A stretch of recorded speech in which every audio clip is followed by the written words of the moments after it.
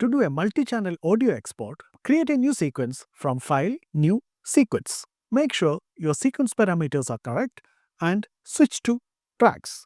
Switch the mix from stereo to multi-channel and select the number of channels. I select 4 because I need 4 channels. Place the audio which is required on each channel. I have placed the mix on track 1 and 2 and the music on track 3 and 4. To export, I switch to the export window.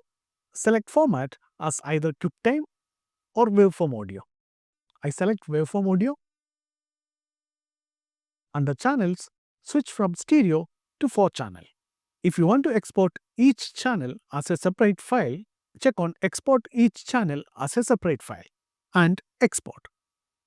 In case of QuickTime, under Audio, expand more, switch output channels from stereo to 4 channel. Now the source tracks 1, 2, 3, 4 becomes the channels 1, 2, 3, 4 and export.